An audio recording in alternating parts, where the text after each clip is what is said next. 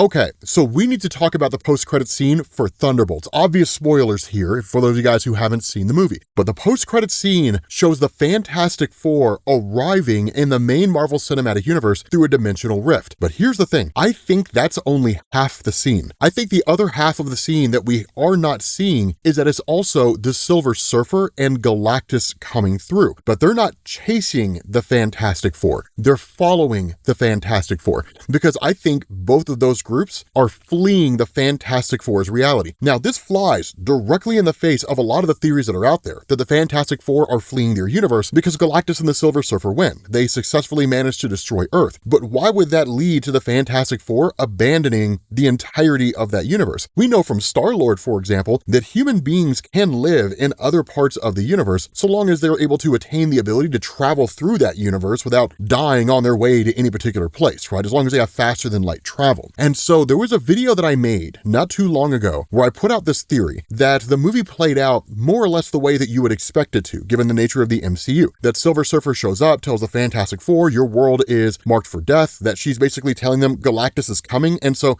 during that period, before Galactus arrives, Reed constructs the bridge to look into other realities and to see if any other universes have a version of Galactus, and if they do, how it is they were able to defeat Galactus. That there are no other realities with Galactus, so Reed doesn't know exactly how to handle the situation. But what Reed unwittingly did is he effectively shined a light in the sky, right? He said, hey, we are here, and it drew the attention of Dr. Doom. And so at the end of the movie, when Silver Surfer and Galactus arrive, and it's a great big huge fight with the Fantastic Four, that Dr. Doom shows up out of nowhere and kills Galactus and the Silver Surfer like that. And it immediately establishes his dominance. But what if we take it a step further and we say that the Silver Surfer and Galactus are not from the Fantastic Four's reality, which is the prevailing theory going on out there, that Silver Surfer and Galactus are either from Dr. Doom's original reality or they're from a reality that Dr. Doom destroyed. So I had this conversation with a buddy of mine, Victor Dandridge, right? Phenomenal comic book writer. And he and I were talking about this, right? That like Silver Surfer and Galactus are effectively refugees, that they're in this universe. Now, conventional wisdom would say if they left their reality and they came to the Fantastic Four's universe, why haven't we seen an incursion yet? And here's a cool thing about it. Incursions in the Marvel Cinematic Universe are still not exceedingly well defined, but we know enough about them to know how they're caused. That everybody is in effect anchored to their reality.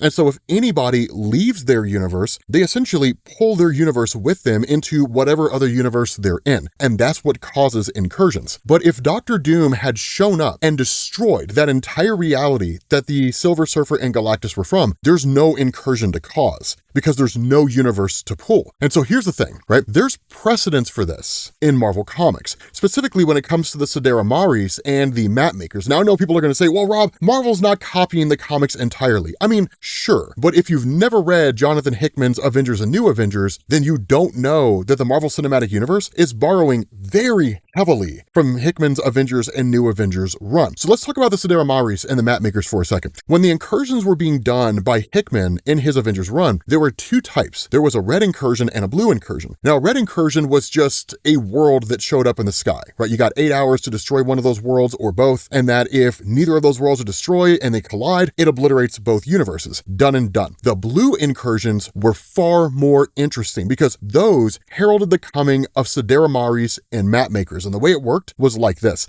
So if we use the Fantastic Four's universe as an example, what would happen is that the Sidera Maris would literally ride that incursive Earth. They would be on that Earth, and that when the incursion started, they would jump from that world onto the Fantastic Four's universe. Then they would sanitize the entire planet. It's called holding the incursion point. And so when the Fantastic Four would show up to battle the Sidera Maris, not realizing what they were, I'm not saying that's going to happen, but for the sake of this example, and that the Sidera Maris are battling the Fantastic Four, the Sidera Maris would destroy them, right? They would eradicate them because they are incredibly powerful enough to destroy even people like the Sentry, right? And so what this would do is it would allow the Sidera Maris, while they're holding this incursion point, to take a chunk of the Earth they just left and pull it down to the Fantastic Four's world. That would destabilize that alternate Earth, and that Earth would explode. What it would also do is it would create a beacon for the map makers. A portal would open and the map makers would enter into that universe. And whatever superheroes stood a chance against the Sidera Maris have no chance at all, because the map makers were way more powerful than the Sidera Maris, and they would wipe out anybody anybody who was able to defeat and overpower the Siddharamaris. And so in turn, the Mapmakers would drain that Earth of all of its resources, right? Siphon all its resources off, all the way down to bacteria on the microscopic level, turning the Fantastic Four's world into a dead chunk of rock. And then in turn, they would wait for another incursion to happen. And when it did, the Siddharamaris would jump to the next Earth, and the whole process would begin all over again. It was a way for the Mapmakers to quite literally map multiverses. And so apply this concept to Doctor Doom, right? This guy who's quite literally riding incursions, jumping from one reality to the next on incursive Earths. Now, this serves two purposes. The first is that it masks his presence in the same way that Sylvie would hide among the destruction of alternate realities in the Loki TV series. That's why the TVA was never able to find her originally, because she was hiding herself among like massive calamities and cataclysms and basically destroying realities in the process. At the same time, it also allows Doctor Doom to travel easily from one universe to the next, instead of having to create some kind of dimensional gateway or something along those lines. What it also does is it allows him to build his forces up, to marshal his forces. And so those individuals that see his vision for a unified multiverse under his control would basically become his army, and those who don't would be destroyed in the incursion. In this instance, the universe that he came from is the one that Silver Surfer and Galactus fled. Now, the other question to ask here is, can Galactus actually leave universes? And the answer is yes. Galactus can do that. He can leave his universe anytime he wants to. And in fact, he's done it multiple times. Sometimes he's been forced to, and sometimes it's a choice he makes. During Cataclysm, for example, when Wolverine broke time, that it actually led to Galactus being shot out of the main Marvel universe and into the original Ultimate Universe. But then you also have Al Ewing's Ultimates, where Galactus traveled to the far shore, the place outside of all space and time, and the realm of the one above all, or at least seemingly the realm of the one above all, until the House of Ideas was introduced. But the fact is, right, Galactus can leave his universe anytime he wants to. And so if you're talking about Galactus being a being of self-preservation, it makes perfect sense that in the face of the destruction of his universe, Galactus fled. Him and Silver Surfer bailed, and they ended up in the Fantastic Four's universe. Maybe they were looking for people that could help them defeat Doctor Doom. When they ended up in the Fantastic Four's reality, they realized it's just a handful of folks here, and there's really nothing they can do to defeat someone like Doom. But that also lends credence to the Fantastic Four arriving in the main Marvel Cinematic Universe alongside Galactus and the Silver Surfer, because now we know it's a whole different beast in this reality, right? You have the Sentry, you have the Thunderbolts, basically the new Avengers now. You've got the main Avengers themselves, you have the Kree, you have the Skrull, you have Captain Marvel, you have all these races out there that the Fantastic Four's universe presumably would not have. There is a very good chance of being able to hold their ground. So I would argue that the movie Avengers Doomsday is actually Doctor Doom showing up in the main Marvel Cinematic Universe, and that at the end of Avengers Doomsday going into Secret Wars is effectively the heroes losing. It's their inability to stand against Doctor Doom. And that's when you see the multiverse coming together as a cohesive force to face off against Doom and all of his forces. Because we know just from the various scoops and whatnot with varying degrees of authenticity, and your mileage may vary on whether or not you trust them, but like Chris Evans is coming back, for example. He's supposed to be playing multiple versions of Captain America, Hydra Cap and regular Cap, and just a generally evil version of Captain America. Robert Downey Jr. is returning to play different variants of Tony Stark, and that's to say nothing of Andrew Garfield, Tobey Maguire, the whole 9 yards. So again, I think that's what's really going on here. I think Doctor Doom is riding incursions alongside his forces, showing up to alternate Earths and dishing out an ultimatum: join my side or die. And those individuals who refuse to join his side, they sanitize the entire Earth. They ride it to the next incursion point, and then in the middle of that incursion, they trigger the destruction of the previous Earth and the entire universe that they came from, and the process continues until eventually you have Doctor Doom ruling a single place unto himself. Because if the goal of Doctor Doom is to reduce the multiverse down to one single universe, and that is a universe that he has complete and total control of, then it becomes Battleworld. So with that being said, guys, let me know what you think down in the comment section, right? I know it's kind of crazy and bonkers, but I gotta be honest, man, I miss the days. I miss these days of theory crafting in the MCU. Marvel's back as if they never left. Anyway, guys, let me know what you think down in the comments. Thank you all for watching, and I will catch you all later.